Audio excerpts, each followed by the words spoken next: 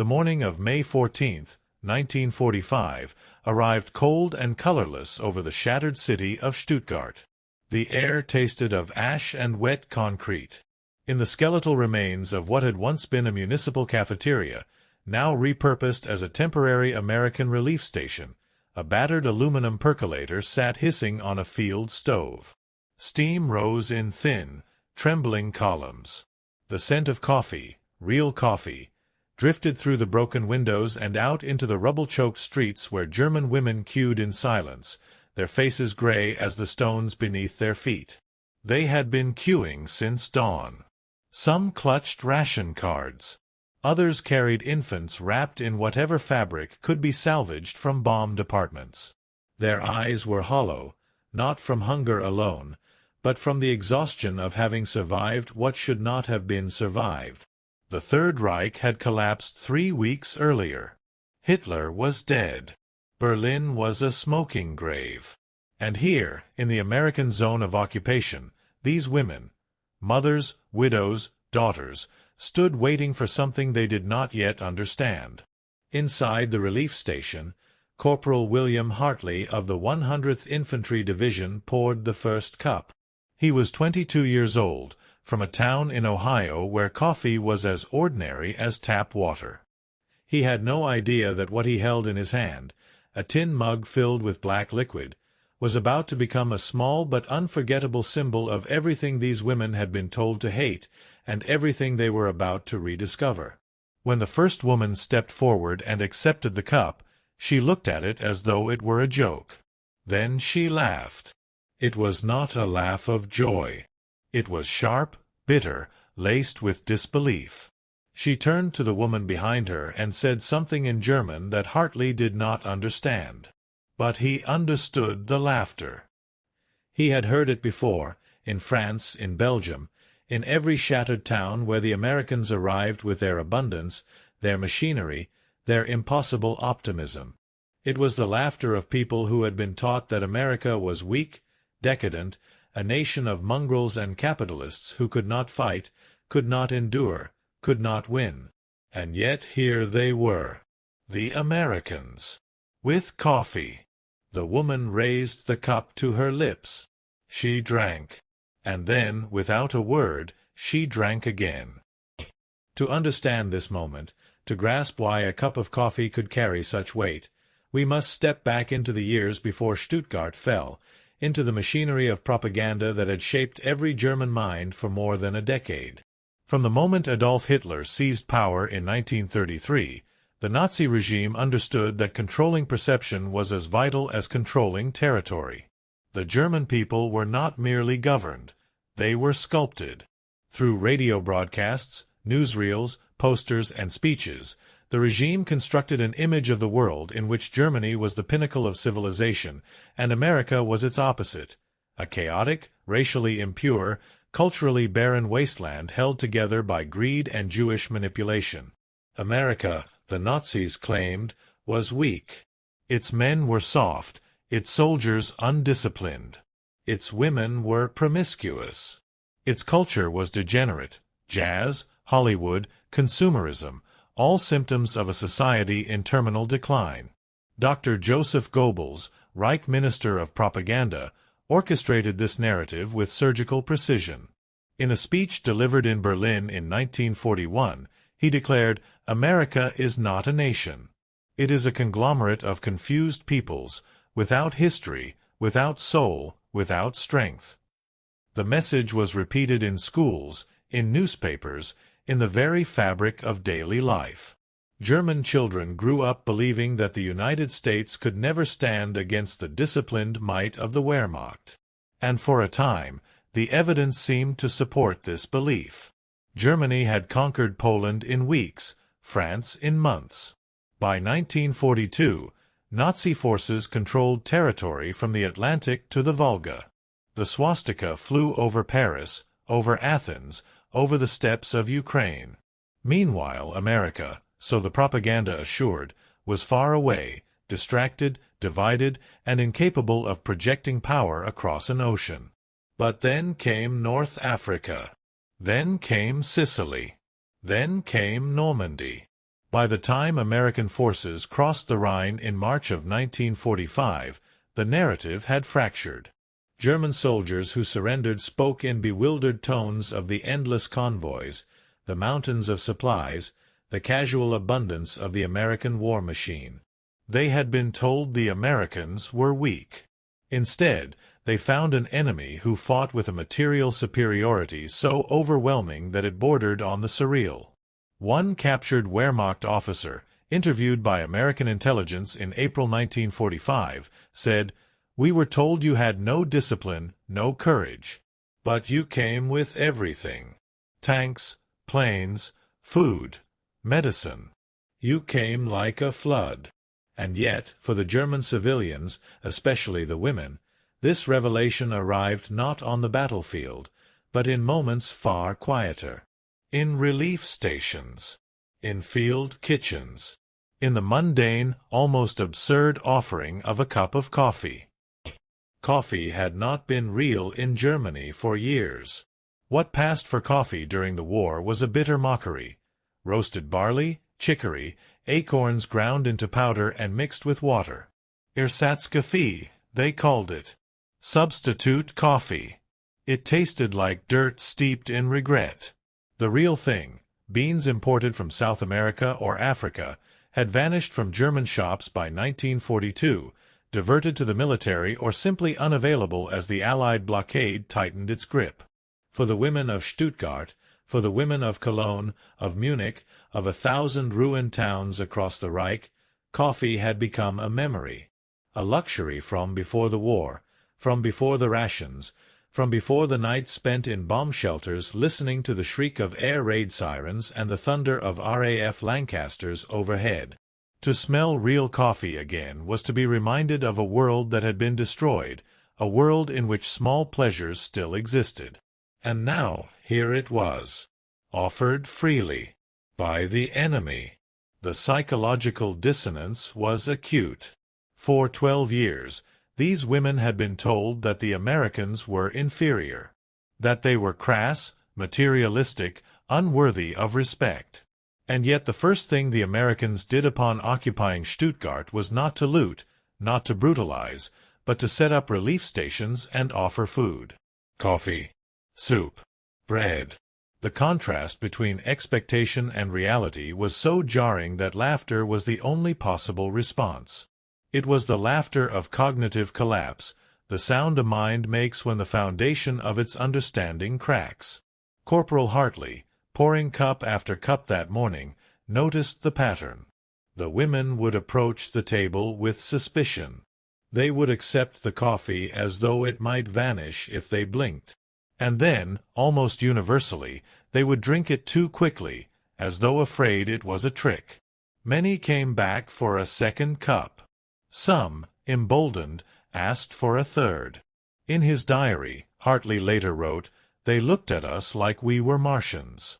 Not because we were American, but because we were kind. I don't think they expected kindness." This paradox, the enemy as provider, was not unique to Stuttgart. Across occupied Germany in the spring and summer of 1945, American forces encountered the same bewildered gratitude. In Nuremberg, where the Nazi Party had once held its vast rallies, American GIs distributed chocolate bars to children who had been taught that Americans were devils. In Frankfurt, German housewives lined up at field kitchens where soldiers served hot meals prepared from rations so abundant that even the surplus seemed inexhaustible.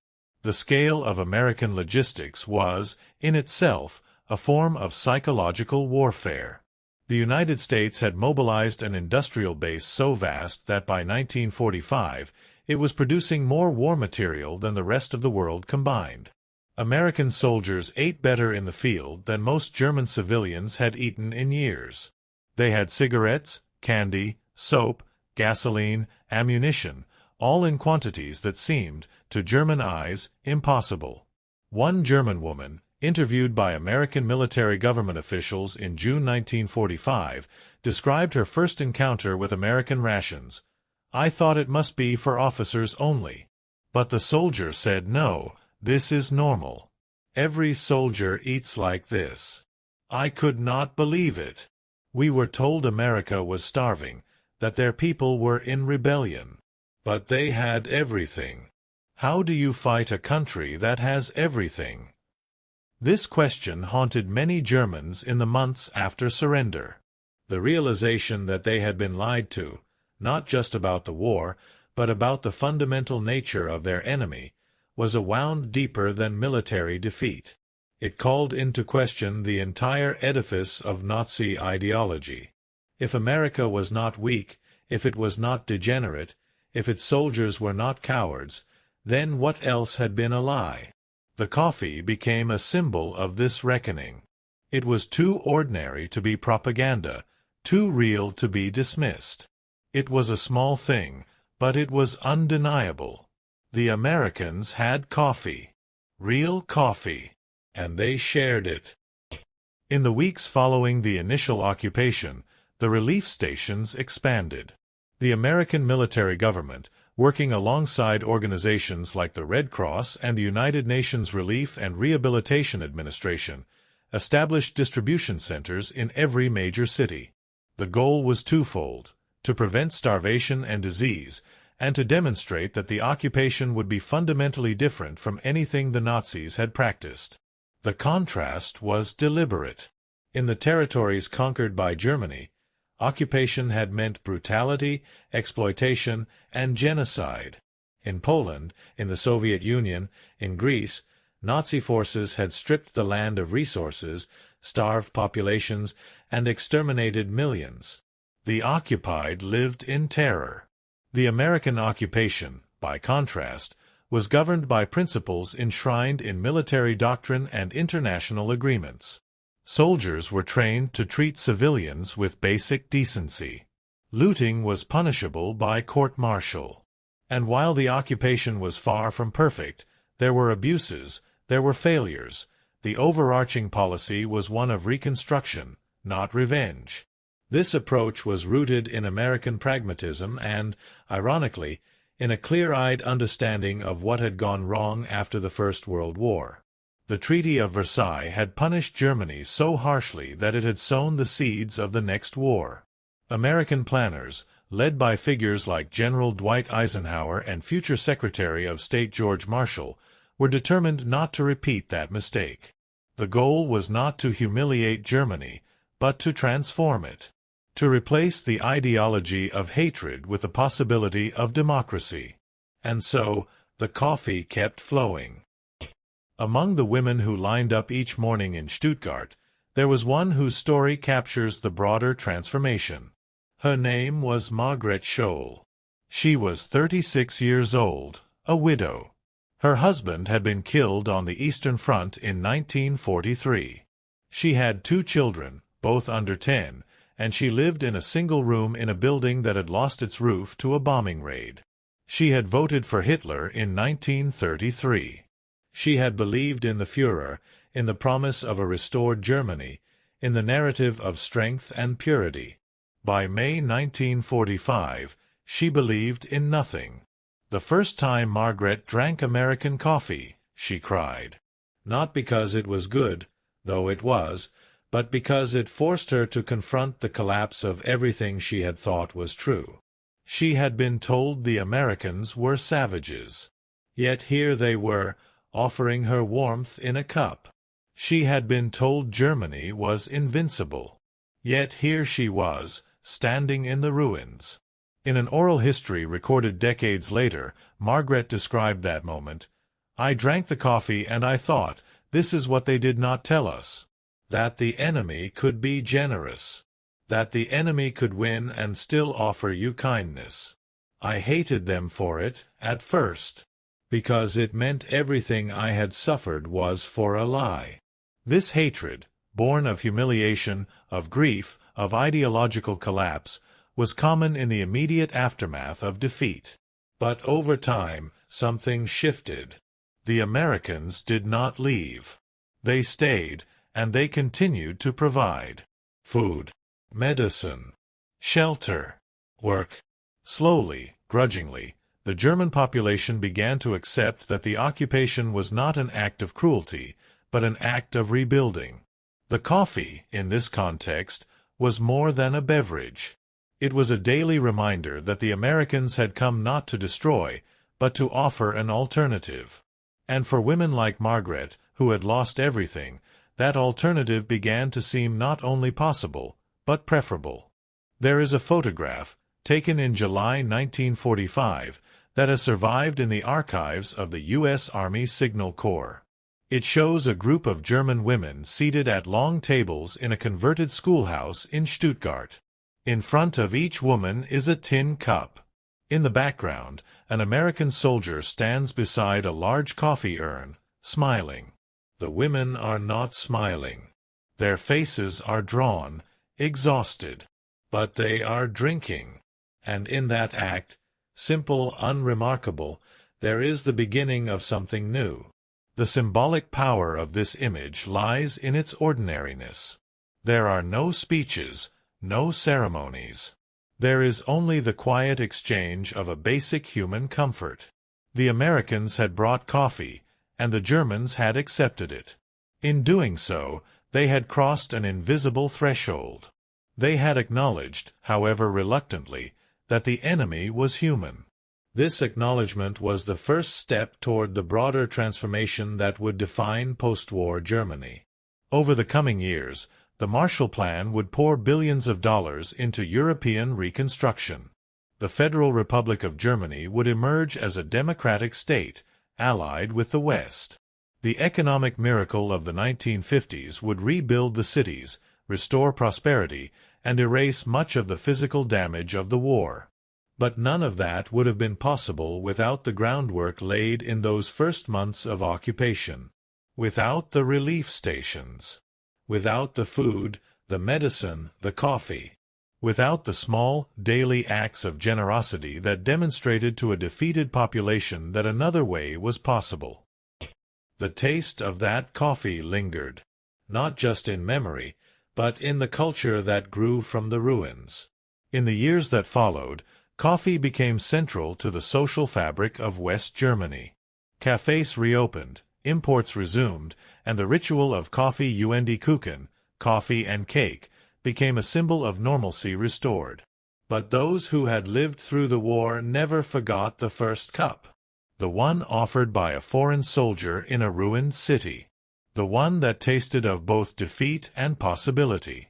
Corporal Hartley returned to Ohio in the autumn of 1945. He rarely spoke of the war.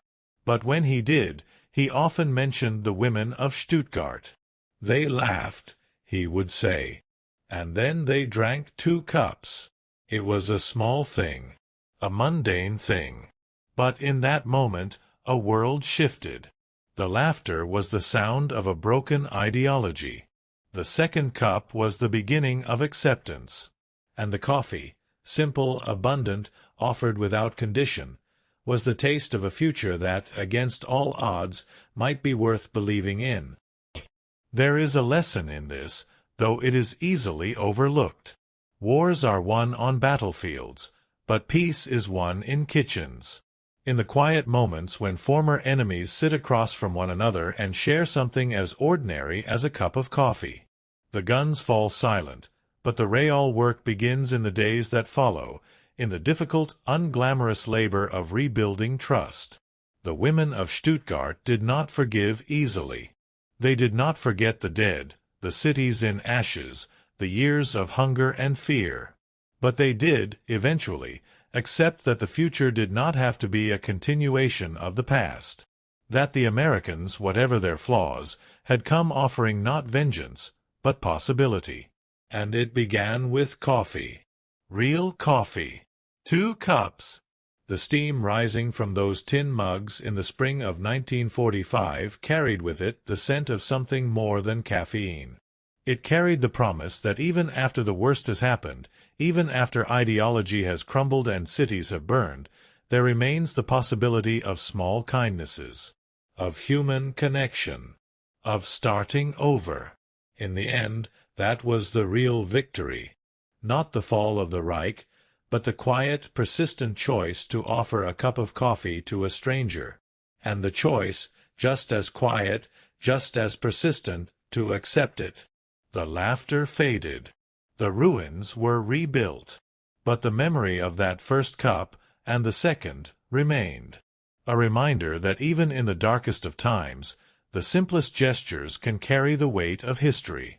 And sometimes, all it takes to change the world is a cup of coffee, offered freely and drunk without fear.